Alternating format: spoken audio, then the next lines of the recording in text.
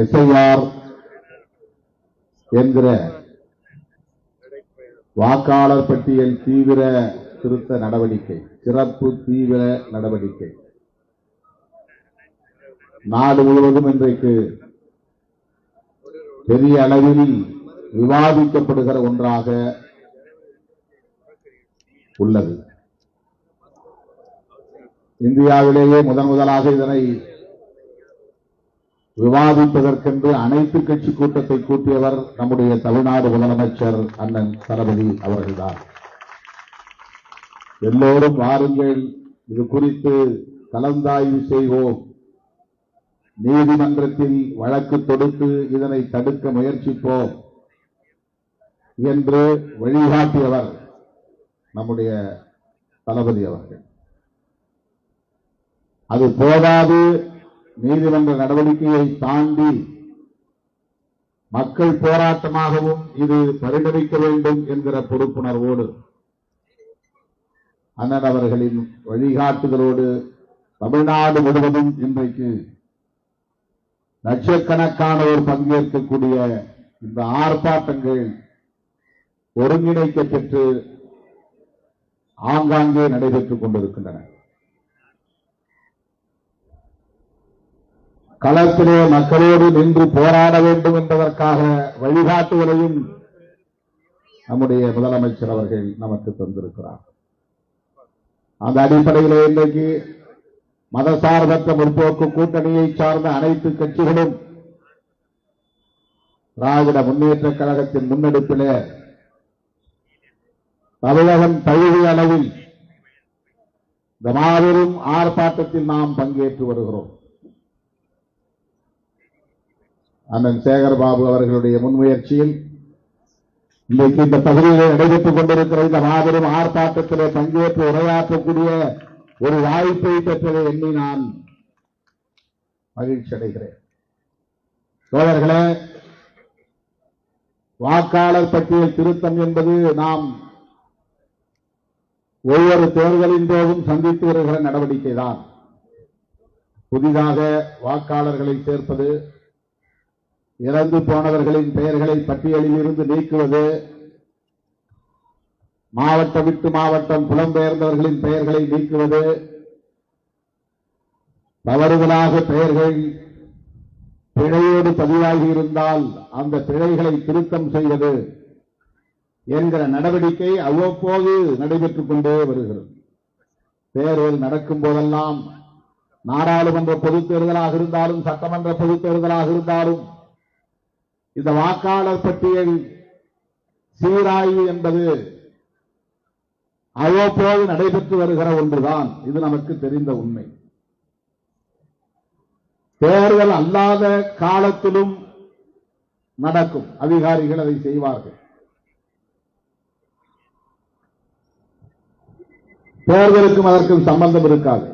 ஆனால் வாக்காளர்கள் இருக்கிறார்களா, அவர்கள் புலம்பெயர்ந்து விட்டார்களா, இறந்து விட்டார்களா என்று ஆய்வு செய்கிற நடவடிக்கை. அதை ஆங்கிலத்திலே இன்டென்சிவ் ரிவிஷன் என்று சொல்லுகிறார்கள். அது தேர்தல் நடைபெறும் காலத்தில் இருக்காது, எப்போது வேண்டுமானாலும் செய்வார்கள்.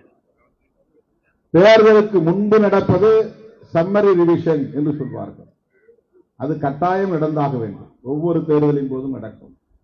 எனவே இதற்கும் இப்போது நாம் எதிர்க்கிற இந்த எஸ்ஐஆர், ஸ்பெஷல் இன்டென்சிவ் ரிவிஷன், சிறப்பு தீவிர சீராய்வு என்பதற்கும் என்ன வேறுபாடு என்றால் மிகப்பெரிய வேறுபாடு இருக்கிறது. இந்த வேலை திட்டம் தேர்தல் ஆணையம் செய்ய வேண்டிய வேலை திட்டம் இல்லை.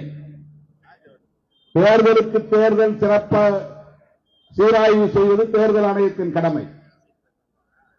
ஆனால் இந்த ஸ்பெஷல் இன்டென்சிவ் ரிவிஷன் என்பது முழுக்க முழுக்க நம்முடைய குடியுரிமையை ஆய்வு செய்கிற நடவடிக்கை. இவன் உண்மையிலேயே இந்த நாட்டை சார்ந்தவன் தானா, இந்த மண்ணின் குடிமகன் தானா, இவன் குடியுரிமை பெற்ற ஒரு வாக்காளரா என்று ஆய்வு செய்வதற்காக மேற்கொள்ளப்பட்டிருக்கிற ஒரு மறைமுக செயல் திட்டம். சிஏஏ என்ற ஒரு சட்டம் வந்தது. கொரோனா டைம்ல நாம் எல்லோரும் எதிர்த்து போராட்டம் நடத்தினோம். சிட்டிசன்ஷிப் அமெண்ட்மெண்ட் ஆக்ட், குடியுரிமை திருத்த சட்டம்.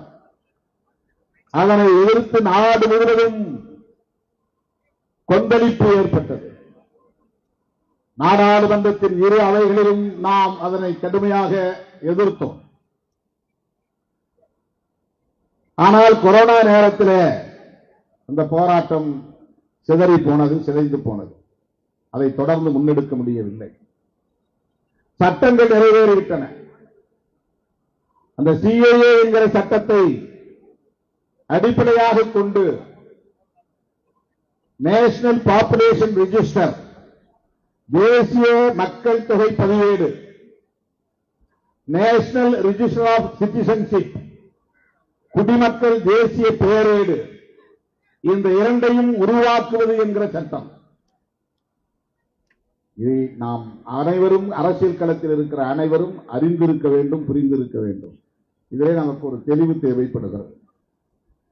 பாரதிய ஜனதா கட்சி ஆட்சிக்கு வந்த பிறகு அவர்கள் அவர்களுடைய இறுதி இலக்கை நிறைவேற்றுவதற்காக முன்னெடுக்கிற பல்வேறு முயற்சிகளுள் மிக முக்கியமானது இந்தியாவில் இருக்கிற மக்கள் அனைவரையும் குடிமக்களாக ஏற்றுக்கொள்ள முடியாது, அனைவருக்கும் வாக்களிக்கிற உரிமையை வழங்கக்கூடாது.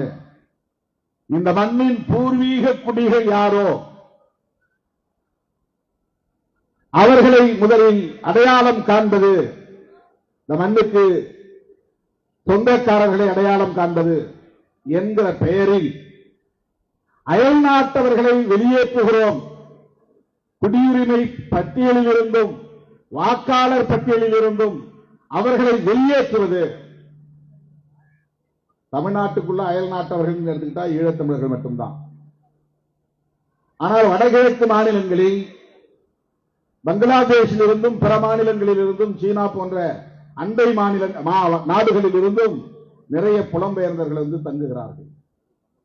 பாகிஸ்தானிலிருந்தும் பஞ்சாப், குஜராத் போன்ற அந்த அண்டை பகுதிகளில் வந்து குடியேறி இருக்கிறார்கள்.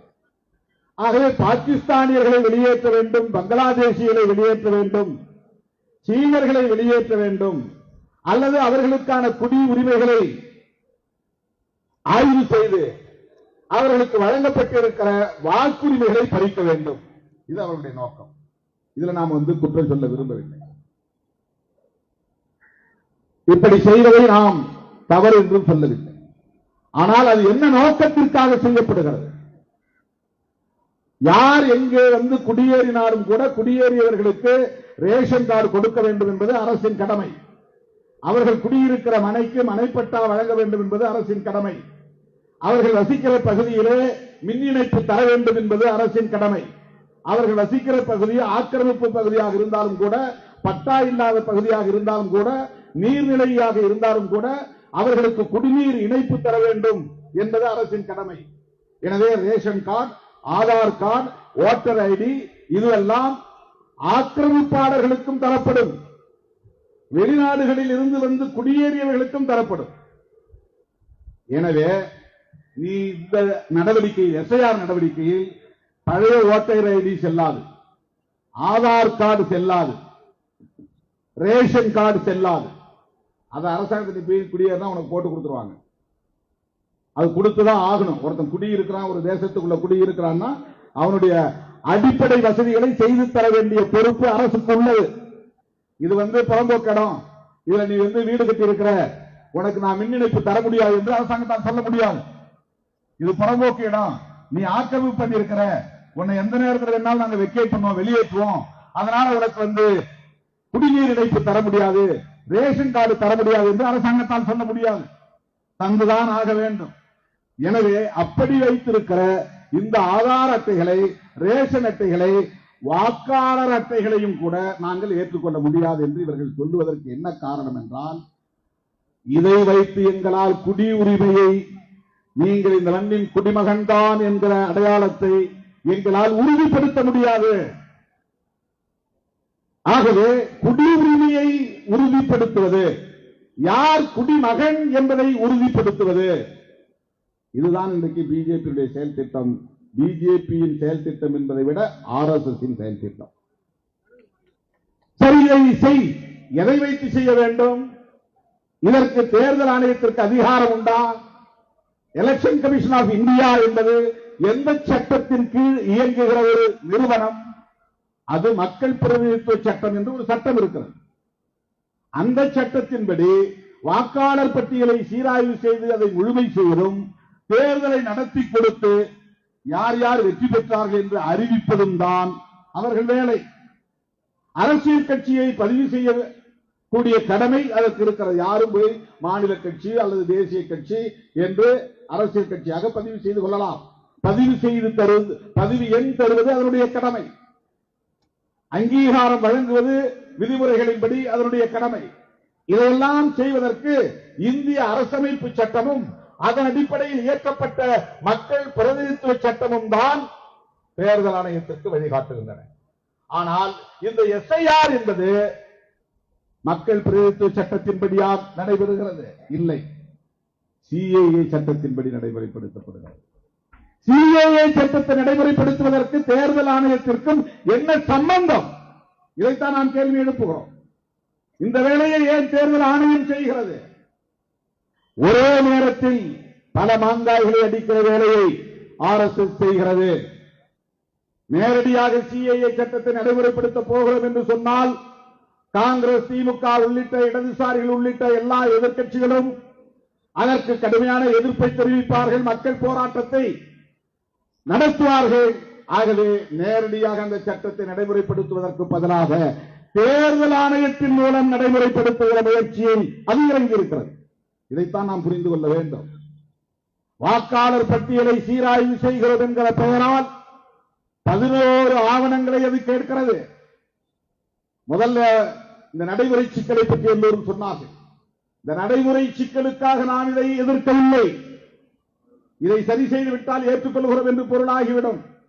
மழை காலம், அதனால் வேண்டாம், சரி மழை நின்ற பிறகு செய்யலாமா? அப்படி என்றால் செய்யலாம் என்று பொருளாகிவிடும். கிறிஸ்துமஸ் காலம், எங்களால் அதில் கவனம் செலுத்த முடியாது என்று சொன்னால் கிறிஸ்துமஸ் முடிந்த பிறகு செய்யலாமா? செய்யலாம் என்று பொருளாகிவிடும். அது அல்ல. ஒவ்வொரு BLO பூத் லெவல் ஆபீசர்ஸ் அவங்க போடுறாங்க, அவங்க வீடு வீடா வந்து விண்ணப்பம் கொடுப்பாங்க. அந்த விண்ணப்பத்தை பூர்த்தி செய்து நான் இந்த நாட்டின் குடிமகன்தான் என்று உறுதிப்படுத்த வேண்டிய பொறுப்பை நம் தலையில் கட்டுகிறார்கள். இதுக்கு முன்னாடி நீ வந்து ஒரு ரேஷன் கார்டு காட்டினா வாக்காளர் பட்டியலில் உன் பேர் சேர்ந்துரும், அல்லது ஆதார் கார்டு கட்டினா வாக்காளர் பட்டியலில் உன் பேர் சேர்ந்துரும். அட்ரஸ், பேரு, அப்பா பேரு, வயசு, உனக்கு ஒரு ஓட்டர் ஐடி கொடுத்துருவாங்க. தேர்தல் நேரத்தில் ஓட்டர் ஐடி எடுத்துட்டு போனா ஓட்டு போட்டு வந்துடலாம், அவ்வளவுதான். ஆனால் இப்போ உங்க அப்பா பெயர் என்ன, அல்லது உன் கணவர் பெயர் என்ன, அல்லது உன் மனைவி பெயர் என்ன, இவர்கள் ஏற்கனவே 2002ஆம் ஆண்டு எடுக்கப்பட்ட SIR மூலம் பதிவாகி இருக்கிற வாக்காளர் பட்டியலில் இடம்பெற்றிருக்கிறார்களா அதை கண்டுபிடிச்சு பதிவு பண்ணுறான். 2002ல எங்க அப்பாவுக்கு அல்லது எங்க அம்மாவுக்கு வாக்காளர் பட்டியலில் பெயர் இருக்கா இல்லையான்னு நான் செக் பண்ணணும். அதுக்கு வந்து பூத் லெவல் ஆபீசர் வந்து உதவி செய்வாங்க. அப்படி செய்யக்கூடிய இடத்துல நெட் வேலை செய்யணும், செல்போன்ல வேலை செய்யலன்னா செய்ய முடியாது. இதெல்லாம் நடைமுறை சிக்கல். அதுல பேர் இல்லைன்னா உன் பேர் சேர்க்க மாட்டாங்க. இதெல்லாம் கைட்லைன்ஸ் உச்ச நீதிமன்றத்தில் சொல்றான். 2002 அல்லது 2003 நீ வாக்காளர் பட்டியல் தீவிர திருத்தம் நடத்தினாயா என்று கேட்டால் அதற்கு எந்த ஆதாரமும் இல்லை. சுப்ரீம் கோர்ட்ல இதனால எவிடன்ஸ் ப்ரூவ் பண்ண முடியல. சொல்றான், ஓரலா சொல்றான், நாங்க நடத்துறோம், SIR நடத்துறோம். 2001 தான் தமிழ்நாட்டில் எலெக்ஷன் நடந்துச்சு. 2002 நமக்கு பொருந்தாது. அதுக்கு பிறகு 2006 தான் எலெக்ஷன் நடந்துச்சு. 2002 நடந்த SIR படி அந்த வாக்காளர் பட்டியலில் பெற்றோரின் அல்லது கணவன் அல்லது மனைவியின் பெயர் இடம்பெற்றிருந்தால் அந்த விவரத்தை இந்த விண்ணப்பத்திலே பதிவு செய்ய வேண்டும். அதுக்கு அடுத்து ஒரு 13-12 ஆவணங்களை சொல்றான். அதுல இந்த 3 ஆவணங்கள் கிடையாது. சுப்ரீம் கோர்ட் கடுமையா கண்டிச்ச பிறகு ஆதார் அட்டையை வேணா சேர்த்துக்கலாம் ஒரு கண்டிஷனோட ஒப்புதல் கொடுத்திருக்கிறாங்க. பிஎல்ஓ அதை ரிஜெக்ட் பண்ணாலும் பண்ண முடியுங்கிற அதிகாரத்தோட, ஏற்றுக்கொண்டாலும் ஏற்றுக்கொள்ளலாம், மறுத்தாலும் மறுக்கலாம். அந்த அதிகாரத்தோடு 12வது ஆவணமா ஆதார் அட்டையை சேர்த்திருக்கிறாங்க. இதுல என்ன கேட்கிறான்னு சொன்னா, உன்னுடைய அப்பாவோ அல்லது நீயோ இந்த மண்ணின் குடிமகன் தான் என்பதை உறுதிப்படுத்துவதற்கான ஆதாரம் தேவை. சொத்து பத்திரம் இருந்தால் அதை காட்ட வேண்டும். அதுக்கு முன்னாடி பதிவாகி இருந்தால் காட்டணும். 11 ஆவணங்களும், அவன் கேட்கிற 11 ஆவணங்களும் ஆதார் அட்டை இல்லாம நீ இந்த நாட்டின் குடிமகன் தான் என்பதை உறுதிப்படுத்துவதற்கான பத்திரங்களோ அல்லது ஒவ்வொரு ஆவணங்களையோ காட்ட வேண்டும். அவன் லிஸ்ட் பண்ணிட்டான் இந்த 11 ஆவணங்களை. அதை காட்டலன்னா உன் பேர் அதில் இருக்காது, இடம்பெறாது. இத இந்துக்களும் பாதிக்கப்படுவார்கள், இஸ்லாமியர்களும் பாதிக்கப்படுவார்கள், யாரும் பாதிக்கப்படுவார்கள். ஆனால் அதை பற்றி அவனுக்கு கவலை இல்லை. அவனுக்கு தேவை என்ஆர்சி என்கிற பெயரேடு, நேஷனல் ரிஜிஸ்டர் ஆஃப் சிட்டிசன்ஸ். இந்த தேர்தலில் என்ன நடக்குதுங்கிறத பற்றி, தேர்தலில் ஜெயிக்கிறது அது வேற தில்லுமில்லு, அதுக்கு தனி, அது ஓட்டு திருட்டு, அது தனி நடவடிக்கை, அது தனி நடவடிக்கை. ஆனால் அவன் தூய்மைப்படுத்த விரும்புவது, முழுமைப்படுத்த விரும்புவது சாதாரண மக்களிடத்துல. இப்ப எங்க அம்மாவுக்கு டேட் ஆஃப் பர்த் நான் எப்படி ப்ரூவ் பண்ண முடியும்? அவங்களுக்கு அவங்க பிறந்த காலத்துல எந்த பதிவும் இல்லை. அவங்களுக்கு ஜாதகம் கூட எழுதி வைக்கல. ஜாதகம் எழுதி வச்சுட்டா கூட அந்த ஒரு ஆவணமா அவன் எடுத்துவானான்னு தெரியல. அந்த 11 ஆவணத்துல அது இல்லை. இப்ப எனக்கு டேட் ஆஃப் பர்த் என்னுடைய ஸ்கூல் சர்டிபிகேட் இருக்குது. எனக்கு கார்பரேஷன் நான் பிறக்கல, அதனால எந்த ரெக்கார்டும் கிடையாது. கிராமத்துல பிறந்தேன். எனக்கு இருக்கிற ஒரே ஆவணம் ஸ்கூல் எஸ்எஸ்எல்சி புக்ல இருக்கிறது தான். நான் பிறந்தது உண்மையிலே ஆவணி மாசம் 1ஆம் தேதி, ஆகஸ்ட் 17ஆம் தேதி. ஆனா என்னுடைய ஜாதகத்துல, என்னுடைய ரெஜிஸ்டர்ல ஜூலை 10 எழுதி வச்சிருக்கிறாங்க. ஜூலை 10, 1962. அது உண்மையான தேதி இல்லை, ஒரு தோராயமா போட்ட தேதி. அது எப்படி போடுவாங்கன்னா, அப்படி கையை குடிச்சு காதை தொட சொல்லுவாங்க. இந்த வலது கையை எடுத்து இடது பக்கம், அல்லது இடது கையை எடுத்து வலது பக்கம் காதை தொட்டா இவனுக்கு 5 வயசு முடிஞ்சிருச்சு அப்படின்னு ஒரு தோராயமா ஒரு மாதத்தை போட்டு, ஒரு தேதியை போட்டு, அப்ப யாரு ஹெட் மாஸ்டரா இருக்காரோ அவரு போடுற தேதி தான் நம்முடைய பிறந்த நாள். அவர் விருப்பத்துக்கு அந்த மாதிரி போட்டுருவார். அப்படிதான் இப்ப எனக்கு பிறந்த தேதிக்கான ஆதாரத்தை காட்ட முடியும். என் தாய்க்கு பிறந்த தேதியை ஆதாரத்தை காட்ட முடியாது. ஸ்கூல் சர்டிபிகேட் கிடையாது. சரி, வேற ஏதாவது ப்ராப்பர்ட்டி உண்டா? எங்க பிறந்த வேலை யாருக்குமே சொத்து கிடையாது. எனக்கு என் பேர்லையும் கிடையாது, எங்க அப்பா பேர்லையும் கிடையாது, எங்க அம்மா பேர்லையும் கிடையாது, எங்க தாத்தா பேர்லையும் கிடையாது. சும்மா புறம்போக்கில் ஒரு 10 குடிசையில தான் எல்லாருமே வாழ்ந்தோம். எங்களுக்கு அதுக்கே பட்டா கிடையாது. நீண்ட காலமா பட்டா இல்லை. இப்ப நான் தலையெடுத்த பிறகுதான் பட்டா கொடுத்துருக்காங்க. அந்த பட்டாவுக்கான ஆதாரமும் கிடையாது. அப்படி பட்டா சீட்டு இந்த வீட்டில் இல்லை. தேடினா எடுத்துடலாம். இப்ப எங்க அம்மாவுக்கு நான் எந்த 11 ஆவணத்துல எந்த ஆவணத்தை காட்ட முடியும்? அவங்க இந்த ஊர்ல தான் பிறந்தாங்க, இந்த தேதியில தான் பிறந்தாங்க, அவங்களுக்கு இந்த வயசு என்று ஆதாரத்தை எப்படி என்னால் உறுதிப்படுத்த முடியும்? பேர் சேர்க்க முடியாது, வாக்காளர் பட்டியலில் சேர்க்க முடியாது. இந்த ஒரு வாரத்தில் தமிழ்நாட்டில் 25% பேருடைய பெயர்கள் வாக்காளர் பட்டியலில் இருந்து நீக்கப்படுவதாக அறிவிக்கப்பட்டிருக்கிறது. இது வாக்காளர்களை அந்த பட்டியலில் இருந்து பெயர்களை நீக்குவது என்கிற நிலையோடு நின்றுவிடவில்லை. குடியுரிமையை பறித்து நீ குடிமகனே இல்லை என்ற நிலையை உருவாக்குகிற போது, குடிமகனாக இல்லாதவர்களுக்கு எந்த உரிமையும் பெற முடியாது. நீ ரிசர்வேஷனே கேட்க முடியாது, வேலைவாய்ப்பை கேட்க முடியாது, வெல்ஃபேர் ஸ்கீம்ஸ், அரசு நலத்திட்டங்களையும் உன்னால பெற முடியாது. இந்த தலைமுறையில பெற்றதும் வச்சுங்க, அடுத்த தலைமுறையில கட்டாயமா அகதிகளாக்கப்படுவோம். அமெரிக்கா போன்ற நாடுகளில் அந்நிய நாடுகளை சார்ந்தவர்களை அடைத்து வைப்பதற்கென்று சிறப்பு அகதிகள் முகாம்களை உருவாக்கி வைத்திருக்கிறார்கள். மெக்சிகோவில் இருந்தும் பல நாடுகளில் இருந்து வந்து குடியேறியவர்களை வாக்காளர்கள் அல்லாதவர்கள், வாக்குரிமை அல்லாதவர்கள், குடியுரிமை அல்லாதவர்கள் என்று தனிமைப்படுத்தி அகதிகள் முகாம்களில் அடைத்து வைத்திருக்கிறார்கள். இந்தியாவிலும் வடகிழக்கு மாகாணங்களில், ஒரு சில அசாம் போன்ற மாகாணங்களில் அந்த முயற்சி நடைபெற்றுக் கொண்டிருக்கிறது. அதுக்கான முகாம்களை உருவாக்க இருக்கிறார்கள். அதற்கு நிதி ஒதுக்கீடு செய்திருக்கிறார்கள். அப்படி இந்தியா முழுவதும் வாக்காளர் பட்டியலில் இருந்து பெயர் நீக்கம் செய்யப்பட்டவர்களை குடியுரிமையற்றவர்களை ஆக்கி அவர்களை அகதி முகாம்களில் அடைத்து வைக்கக்கூடிய நிலை எதிர்காலத்தில் ஏற்படும். இதெல்லாம் வெறும் கற்பனை கிடையாது, யூகம் கிடையாது. இதான் 20 வருஷத்துக்கு பின்னால் நடக்க போகுது. இதெல்லாம் ஏன் RSS செய்யறா அப்படின்னு சொன்னா, இந்த கான்ஸ்டிடியூஷன் தர்ற அனைவரும் சமம், அனைவருக்கும் வாக்குரிமை என்கிற இந்த சமத்துவத்தை சிதைப்பவர்களின் நோக்கம். அனைவரும் சமம் என்பதை ஏற்றுக்கொள்ள முடியாது. அம்பானிக்கும் அதானிக்கும் ஒரு ஓட்டு, தெருவில் இருக்கிற பிச்சை எடுக்கிறவனுக்கு ஒரு ஓட்டு. இந்த சமத்துவத்தை உறுதிப்படுத்தியது புரட்சியாளர் அம்பேத்கர் அவர்களால் வகுத்தளிக்கப்பட்ட அரசமைப்பு சட்டம். அதான் ஈக்குவாலிட்டி. இதை அவனால் ஏற்றுக்கொள்ள முடியவில்லை.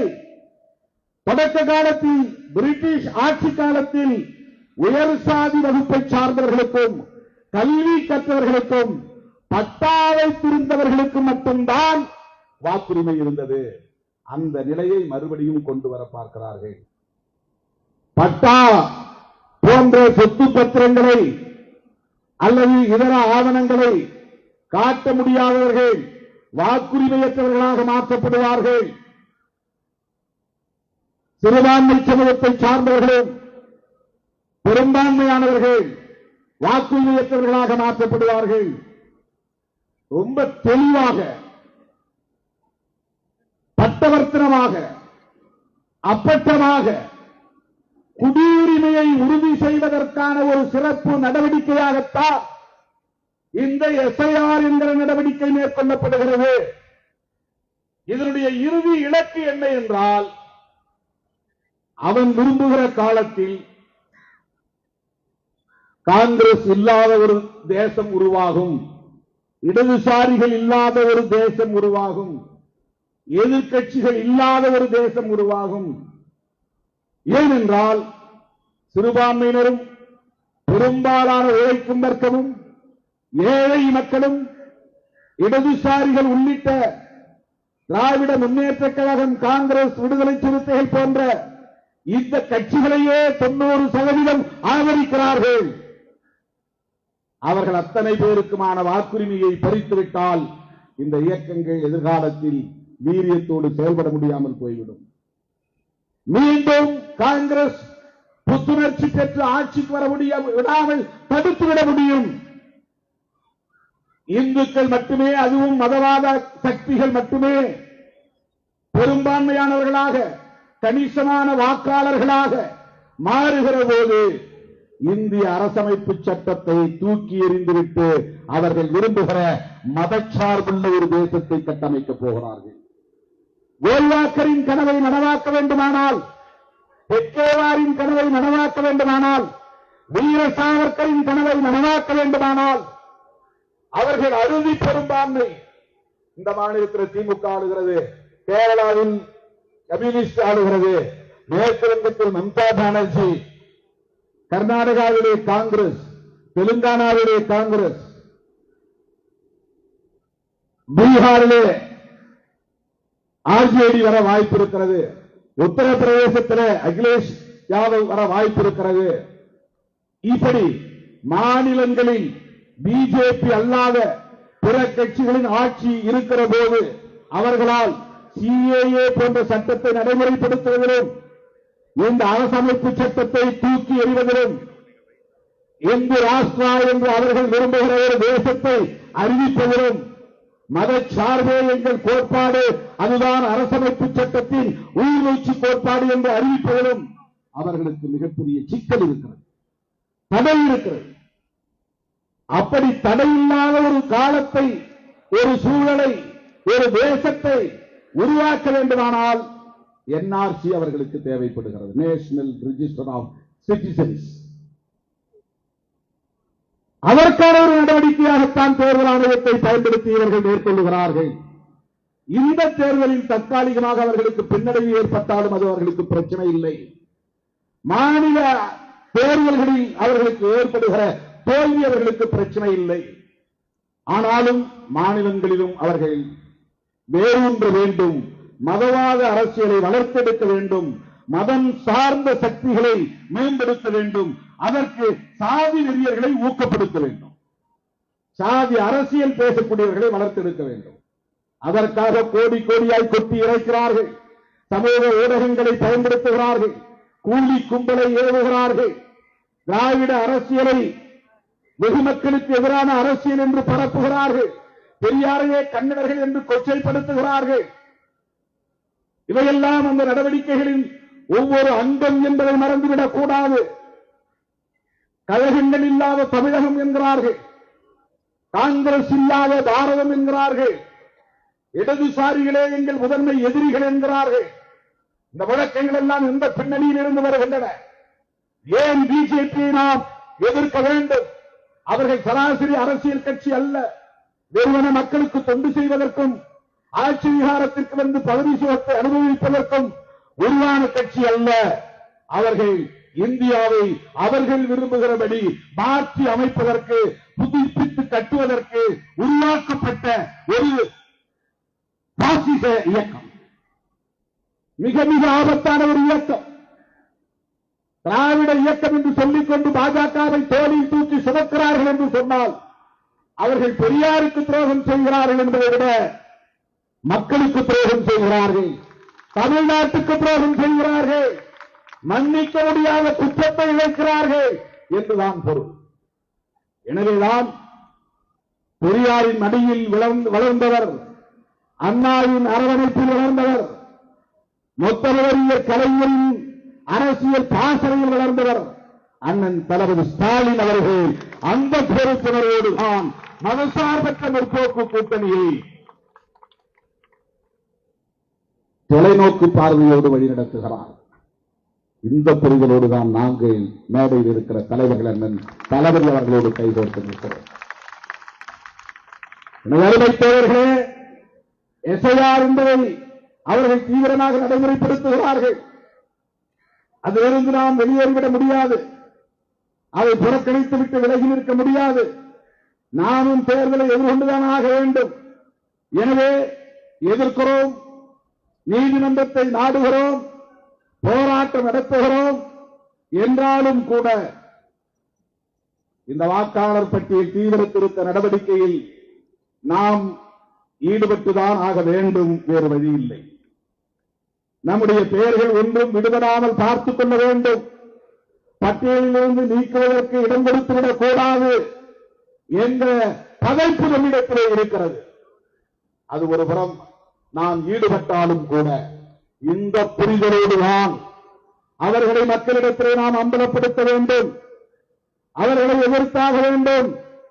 இது வெறும் முஸ்லிம்களுக்கு ஆதரவான நடவடிக்கை, கிறிஸ்தவர்களுக்கு ஆதரவான நடவடிக்கை என்று நாம் எண்ணிவிடக் கூடாது. அல்லது முஸ்லிம்களுக்கும் கிறிஸ்தவர்களுக்கும் எதிரான நடவடிக்கை, அவர்கள் எடுக்கிற நடவடிக்கை என்று நாம் இந்த அளவில் மட்டுமே புரிந்து கொள்ளக்கூடாது. இது இரண்டும் உண்டுதான். அவன் இஸ்லாமியர்களையும் கிறிஸ்தவர்களையும் இதர மத சிறுபான்மையினரையும் குறிவைத்து காய் நகர்த்துவது உண்மைதான். ஆனால் அதையெல்லாம் தாண்டி அவர்கள் ஒரு மறைமுக செயல் திட்டத்தை நடைமுறைப்படுத்துகிற முயற்சியிலே ஈடுபடுகிறார்கள். மதவெறி அரசியலையே உயர்த்தி பிடிக்கிறார்கள். நாம் பேசுகிற இந்த சமூக நீதி அரசியலை சிதறடிக்க பார்க்கிறார்கள், சிதைக்க பார்க்கிறார்கள்.